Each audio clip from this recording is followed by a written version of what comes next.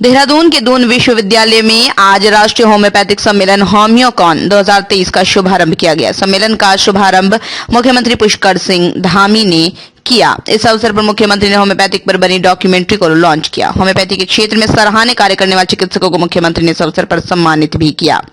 मुख्यमंत्री पुष्कर सिंह धामी ने होम्योपैथी के जन्मदाता सैमुअल क्रिश्चियन हैनीमैन को इस मौके पर याद करते हुए कहा, उन्होंने होम्योपैथी के रूप में एक ऐसी उपचार पद्धति विकसित की जो बेहद कारगर होने के साथ साथ किफायती भी थी। सीएम ने कहा, शरीर की रक्षा करना, उसे निरोगी बनाए रखना मनुष्य का सर्वप्रथम कर्तव्य है। ऐसे में और भी अधिक आवश्यक हो जाता है कि हम अपने शरीर का जितना हो सके ख्याल रखें, क्योंकि आज की जीवन शैली तेजी से बदल रही है। मुख्यमंत्री ने कहा, प्रधानमंत्री नरेंद्र मोदी के अथक प्रयासों के कारण ही आज योग, आयुर्वेद, होम्योपैथी पद्धति समेत तमाम प्राचीन भारतीय चिकित्सा पद्धतियां अपना विलुप्त होता वैभव पुनः प्राप्त कर रही हैं, चाहे वो आयुष मंत्रालय का गठन हो या फिर अंतर्राष्ट्रीय योग दिवस का आयोजन।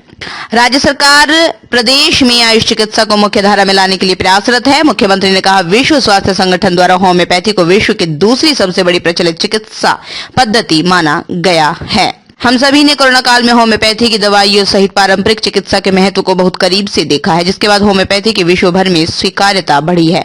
इन सुखद परिणामों के चलते ही नई स्वास्थ्य नीति में होम्योपैथी को एक प्रमुख चिकित्सा पद्धति के रूप में स्थान मिला है। शाइना प्रवीण, देहरादून।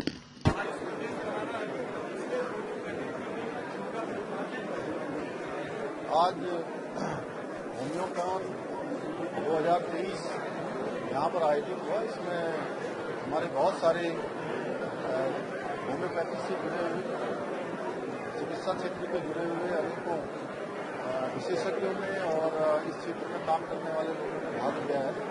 तो निश्चित रूप से ये उत्तराखंड जहाँ देवभूमि है, वहीं ये आयुष भूमि भी है। आयुष के साथ साथ योग भूमि भी है। तो इस प्रकार के जो कार्यक्रम हैं, उससे तमाम प्रकार की जो चर्चा होती है, जो उसमें एक मंथन होता है, चिंतन होता है, उसमें से सकारात्मक रूप से तमाम सारे चीजें बाहर आती हैं, तमाम चीजों पर चर्चा होती है। वो कहीं न कहीं जो हमारा संकल्प है कि इसको आयुष का प्रदेश बनाएंगे, आयुष हमारी पहली प्राथमिकता है, उस दिशा में ये बहुत कारगर होगा। मैं इसके आयोजन के लिए सभी को बधाई देता हूँ और हमारे केंद्रीय मंत्री आदरणीय अश्विनी चौबे जी यहाँ पधारे हैं, उनका भी मैं हृदय से अभिनंदन करता हूँ कि वो भी आयुष के क्षेत्र में, इस क्षेत्र में उन्होंने काफी काम किया है, आप सभी जानते हैं। तो उनका भी एक बार स्वागत। होम्योपैथी का जिस तरह से आपने भी जिक्र किया, इसको दुनिया एक्सेप्ट कर रही है, कितना महत्वपूर्ण समझते हैं इसको चिकित्सा पद्धति के मुकाबले? मुझे लगता है होम्योपैथी का कोई बाहर की जर्मनी की नहीं है, ये लोगों में भ्रम है। ये भारत की पुरातन और सनातन संस्कृति से जुड़ा हुआ, जो चरक संहिता में आयुर्वेद हो, होम्योपैथ हो, ये जड़ी बूटी औषधियों से निर्मित ही वो दवाइयां हैं। भले हमारे जर्मन के विद्वान ऐसे चिकित्सक हनुमान ने पूरे दुनिया में इसको आगे बढ़ाया, लेकिन ये हमारी परंपरा है। और मैं तो बिहार का, जब मैं स्वास्थ्य मंत्री रहा, मैंने होम्योपैथ, आयुर्वेद, आयुष और तमाम विधा को एक साथ लेके इंटीग्रेटेड हेल्थ पॉलिसी को बनाने के लिए हमने पूरे देश की, पूरे बिहार की यात्रा की थी।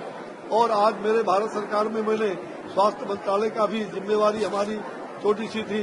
मैं वर्षों तक प्रधानमंत्री के नेतृत्व में जो उन्होंने आयुष मंत्रालय अलग से बनाया 2014 में, ये एक मिसाल के रूप में, और निश्चित रूप में वो चाहते हैं कि उत्तराखंड की जो धरती है वो इसके लिए उपयुक्त है, आयुष के लिए। और यहाँ बड़े बड़े वन पौधे, हर प्रकार का पर्यावरण, प्रकृति, तो ये नेचर, कल्चर, एग्रीकल्चर और लिटरेचर और देन फ्यूचर, तो हमारा निश्चित रूप से इस देवभूमि में मैं आया। माननीय मुख्यमंत्री पुष्कर जी धामी का जो मैं देख रहा हूँ, जो विकास हो रहा है उत्तराखंड का, सार्वभौमिक विकास, और निश्चित रूप से आयुष हमारा प्रदेश बने, यह जो उनका संकल्प है, इस संकल्प को पूरा करने के लिए आज होम्योपैथिक दिवस पर जो ये सम्मेलन हजारों लोग आए, उनको बधाई देता हूं। उत्तराखंड सरकार को बहुत बहुत बधाई।